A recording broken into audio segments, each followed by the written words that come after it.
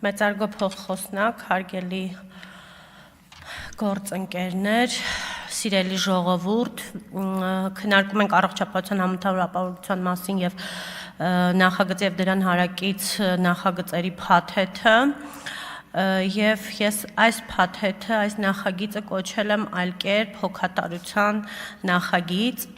Ինչու եմ այդպես կոչել, քանի որ չնայած պետությունը տարիներ շարունակ պետպատվերի շրջանակներում մեր քաղաքացիներին տրամադրել է բազում առողջապահական ծառայություններ, սակայն պետք է ասեմ, որ այս փաթեթում շատ ավելի լայն են առողջապահական ծառայությունները եւ նաեւ շատ թանկ եւ երկրորդ մասով պետությունը ազատել է քաղաքացուն հավելյալ դե ֆակտո մուծեն վճարեն իրենց առողջապահության համար քիչ սուբսիդավորում ստանալով պետությունից կամ չստանալով պետությունից սուբսիդավորում եւ սա ես համարում եմ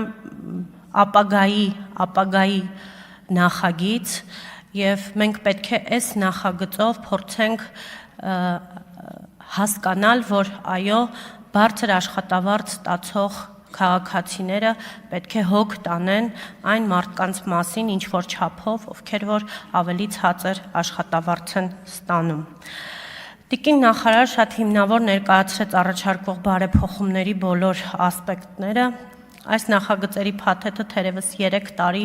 տարբեր քննարկումների առիթ է ունեցել, բազմաթիվ մեկնաբանություններ, առաջարկներ, դիտարկումներ են քննարկվել։ Այս փաթեթի նպատակն է բնակչության համար ապահովել առողջապահական հասանելիություն եւ ֆինանսական մատչելիություն։ Ես կանդրադառնամ հիմնական արգումենտային հարցերին, որոնք լուծումներ են ստացել ձեր դատին ներկայացված նախագծի փաթեթում։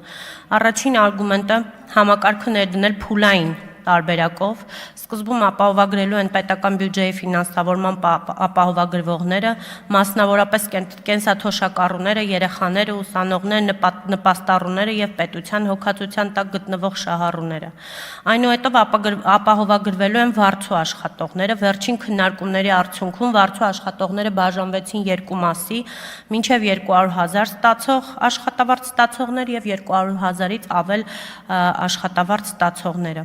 Ապահովագրությունը լինելու է պարտադիր, համընդհանուր եւ պետական հիմնադրամի միջոցով։ Հանձնաժողովի առաջարկով պետական հիմնադրամը իր բյուջեն յուրաքանչյուր տարի տվյալ տարվա պետական բյուջեի նախագծում ազգային ժողովին է ներկայացնելու տվյալ տարվա բյուջեն եւ յուրաքանչյուր տարվա մայիսին պետական բյուջեի հաշվետվության մեջ ներառվելու է հիմնադրամի բյուջեի հաշվետվությունը։ Առողջության համընդհանուր ապահովագրությունում չներառված անձանց Հայաստանի Հանրապետությունը երաշխավորելու է բժշկական օգնության եւ սպասարկման ծառայությունների նվազագույն ծավալ, ինչը երաշխավորում է պետության կողմից յուրաքանչյուրի առողջության պահպանման իրավունքի ապահովման ստանձնած պարտավորության իրականացմանը։ Նախագծով ապահովագրավճարը սահմանվել է որպես առողջության համընդհանուր ապահովագրության շրջանակներում ապահովագրական փաթեթից օգտվելու նպատակով օրենքի համապատասխան Հայաստանի Հանրապետության պետական բյուջեի վճարող պարտադիր վճար։ Այն ներկա նախագծով 2026 թվականին կազմելու է տարեկան 129,600 դրամ կամ ամսեկան 10,800 դրամ։ Եկամուտների չափից կախված ապահովագրավճարը սուբսիդավորվելու է մասնավորապես զինապահի հիմնադրամի վճարվող դրոշմանիշային վճարից եւ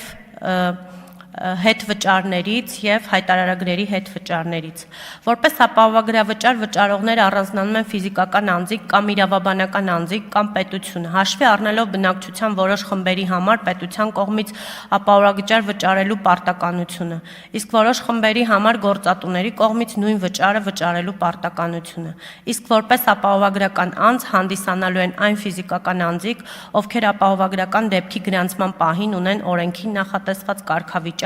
առողջության համընդհանուր ապահովության ռեգիստրում։ Որպես ապահովագրված անձի ապահովագրական փաթեթից օգտվելու նախապայման պետք է անցնել պարտադիր բժշկական կանխարգելիչ զննություն կամ հերթագրված լինել զննությունն անցնելու համար լիազոր մարմնի կողմից սահմանված կարգով։ Այս պայմանը սկսելու է գործել 2028 թվականից։ Շտապ եւ անհետաձգելի բժշկական օգնության սպասարկման ծառայությունների տրամադրման դեպքում պարտադիր բժշկական կանխարգելիչ զննությունը անցնելը պարտադիր չի լինելու։ Սիրելի գործընկերներ, մենք 2.5 ժամ քննարկել ենք այս փաթեթը, այս նախագիծը հանձնաժողովում եւ մանրամասն անդրադարձել ենք բոլոր խնդիրներին։ Ես լիահույս եմ, որ այս նախագիծը կյանքի կոչվելուց մենք կունենանք ավելի որակյալ եւ ավելի հասանելի բժշկություն, առողջապահություն մեր քաղաքացիների համար եւ խնդրում եմ կողմ քվեարկել։ Շնորհակալություն։ Շնորհակալություն, կարող եք զբաղեցնել ձեր տեղը։ Հարգելի գործընկերներ, խնդրում եմ նախապատրաստել